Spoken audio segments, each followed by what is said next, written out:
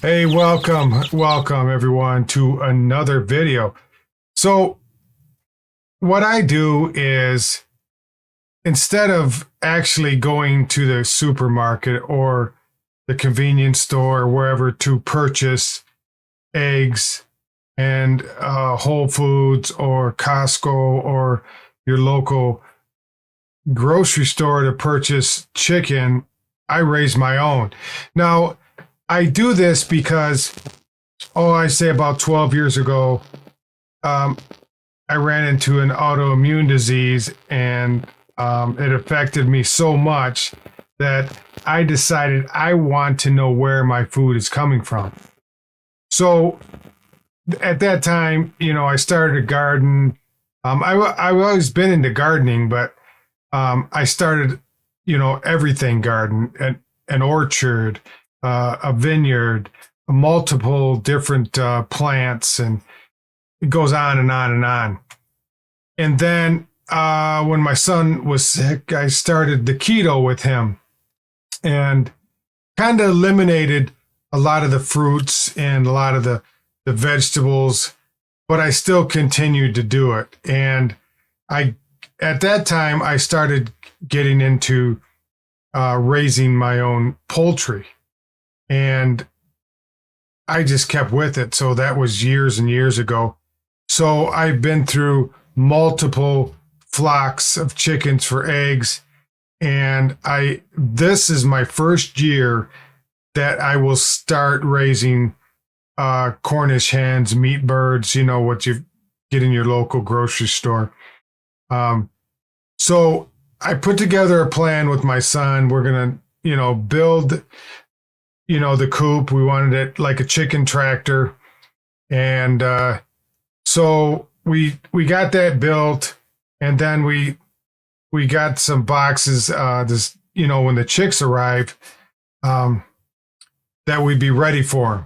Okay. But seeing how I always hatch my own chickens for eggs, I had all that equipment anyway.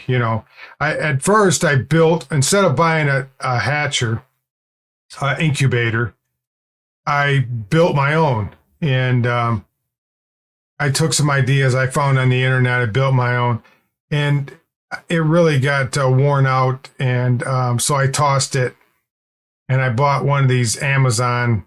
I don't know if I'll keep it or not. I got 36 eggs in there now, and these will be, what's in there now will be egg layers. Now I have some rare birds in there. They're all black. They come from Indonesia. I forgot the name of them. It doesn't really matter what the name of the bird is, but they're all black. And their meat's black, but I don't eat the meat. I just eat the eggs. Now, what I like about these is they start earlier. Generally, I don't take my chickens and just let them just continue laying eggs. Okay, and how you do that is you place a light in there in the winter, because birds, they migrate according to the daylight hours. Like hummingbirds, they'll migrate. Most birds migrate as it's not the cold weather that allows birds to migrate. It's the time of daylight. So when it gets under 12 hours of daylight, you notice that the birds start flocking together, and then they go south, right? So hummingbirds, any kind of bird goes south. Some stay around, obviously, but so chickens are no different, but they don't leave. They can't fly. What they do is they quit laying eggs. So right around, I don't know, the end of October, you'll start seeing a delay, and then they'll just stop altogether when it gets like November, sometime in there. And then, as I was saying, these black chickens, they'll start at the beginning of February when it's still cold. They'll start laying eggs, which is nice, is because the other birds, they don't start getting into it until the end of March, and then full bore when it gets to mid-April and that. But generally, I can get 2 dozen eggs a day. I don't eat that many, but there's enough people in my family that will consume them eggs. So um, I want to know what I'm putting into it. So, I have a steady diet that they eat. My birds, they're in a large coop, and I have to keep them there because I have definitely a lot of predators. I have aerial predators, hawks, and fox, and raccoons, and God knows neighbors' dogs, cats, everything else.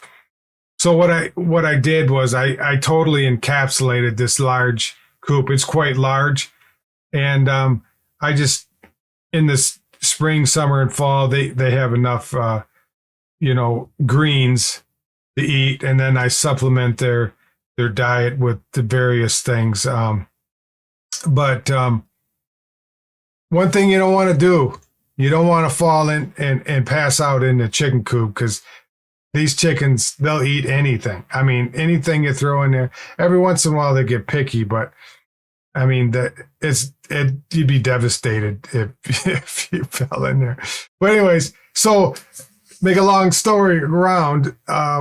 So I've already experienced with chickens. So Cornish hens, meat birds, I'm not too familiar with. So I purchased these online, and I'm not going to give the name of the place as of yet, because I don't know.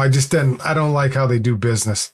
And they're not too far from me, but you can't pick them up. So they ship them to your post office.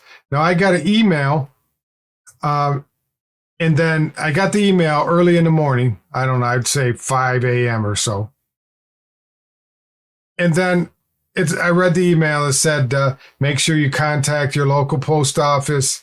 Now, local post office to me could be anything, okay? Because there's several post offices around where I live. So local depends on what they're talking about local. So that was one thing I didn't like. And the next thing is, they don't ship it to your house for whatever reason. I don't know. They're afraid that it's not warm enough for these young chicks, because they're only a day or two old when they ship them, and they have to be under heat lamps in order to survive. So I have to go to the post office. So I got this email. It said, "Oh, it'll be 2 or 3 days. You'll get your shipment, and the post office will call you when they get them in." Well, about 10 o'clock that same morning after the email, I got a call from the post office. I was not expecting. I said Thursday, maybe Friday, whatever. And so they called, and I'm not going to leave the chicks there because they're in a box. They got holes in it, and they don't do too well if they're not warmed up until they have their feathers. I mean, what they're born with is not going to keep them warm. So they generally, a chick that's with its mother can crawl underneath her feathers and stay warm until they get their adequate amount of feathers to keep them warm. But so anyways, I got them. I went up there, picked them up, and I was already set up with my box, with my heat lamps, with my food supply. And so they're all ready to go. But why I'm doing that is when I built this chicken tractor coop, they can eat their natural habit. They could be in their habitat. It's protected from predators, so they're not going to get attacked by foxes or stray dogs or whatever might be in the air, wherever. Now, where I'm at, I have 6 acres, so I have plenty of yard to move this chicken tractor around. Now, what I'm understanding is, and I have to do my research, that between 8 and 10 weeks, I can process these birds, and I'll do the processing myself because I've done it before. When I hatch, my hatch rate on my egg layers, there tends to be almost the same amount of roosters, and I don't need that many roosters. I just need some to watch over the hens, and obviously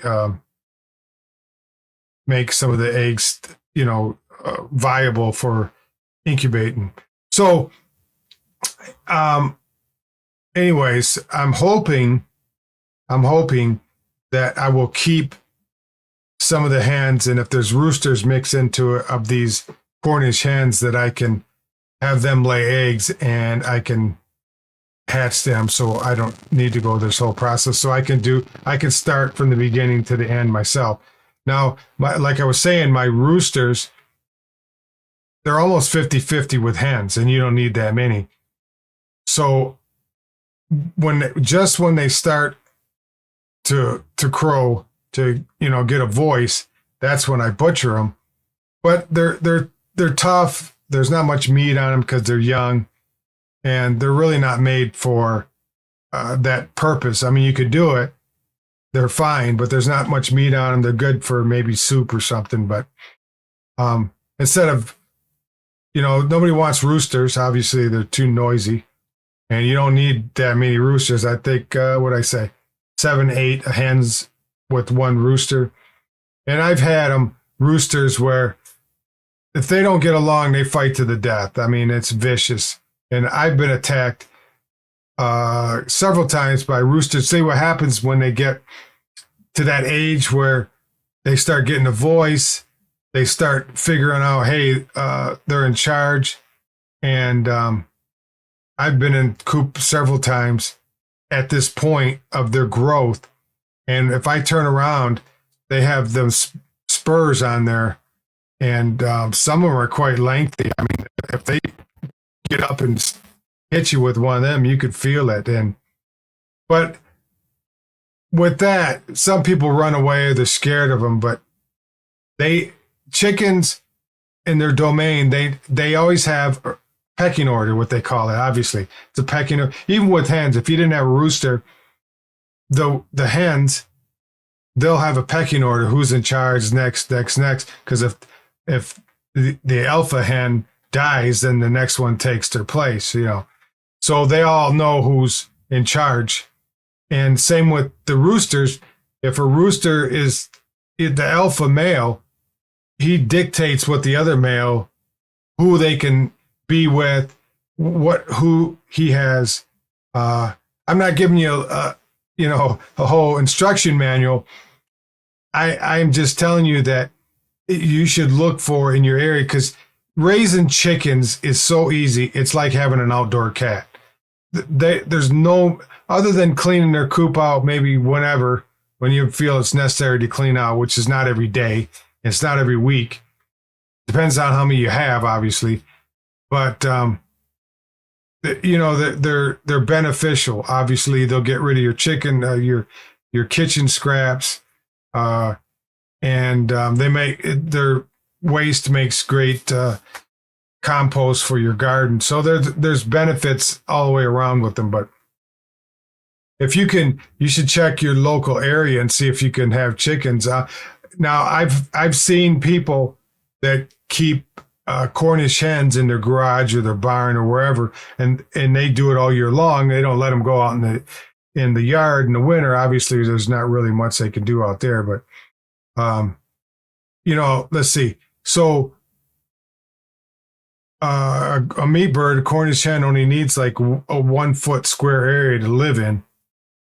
They're only meant to just get healthy enough, large enough where you're ready to butcher them, and then that's it. They're not a long-term bird, so they don't need a lot of room to run around. But yeah, so there's a lot to learn with them. But like I say, if you can have them, it's good to get your fresh eggs. You know what they're fed. They know what they're feeding. And with all this crazy junk going around with these bird flu and all these chicken sites that are burning, and it's just, listen, folks, this is a video for another time. But it's amazing now that the avian flu jumped from chicken to cow to a person, but they're making a big deal out of it. And the worst that this person had was pink eye from the avian flu. It's not gonna, I mean, you could get bit by a snake or whatever. You could trip and fall. I mean, there's so many other ways to lose your life other than to worry about a bird. But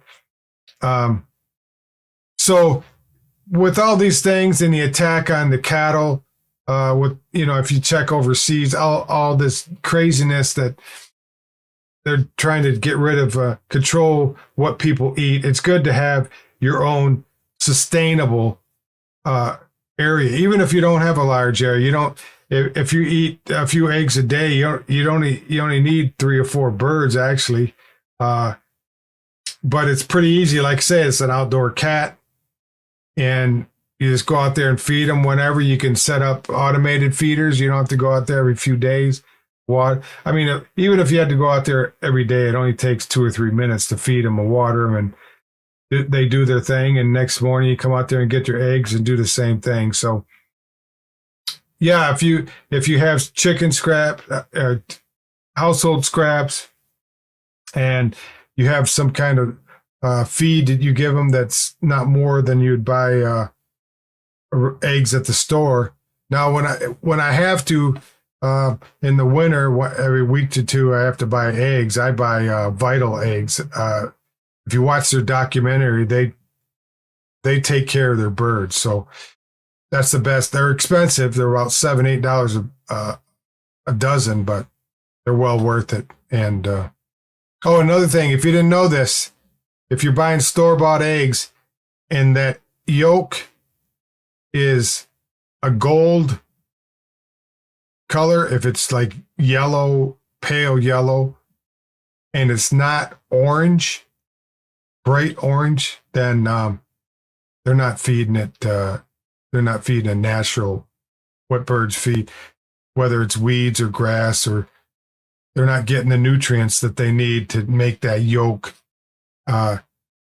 its color. So if you got a real bright orange egg yolk, you're doing well. If it's yellow, these cheap eggs are $2 a dozen. I went to a chicken hatchery and where they raise chickens by the thousands. It was down in Georgia, and they cut off its beards. They genetically modified it so it wouldn't grow feathers. I mean, it was gross. It was actually gross. But I hope you guys found value in this video. I appreciate if you leaving a thumbs up, like, share this with your friends, your family, and also if you haven't subscribed, please do. It helps the channel out, continues to grow in this community of us carnivores. It helps out everyone. I appreciate it. You guys have a wonderful day. Bye now.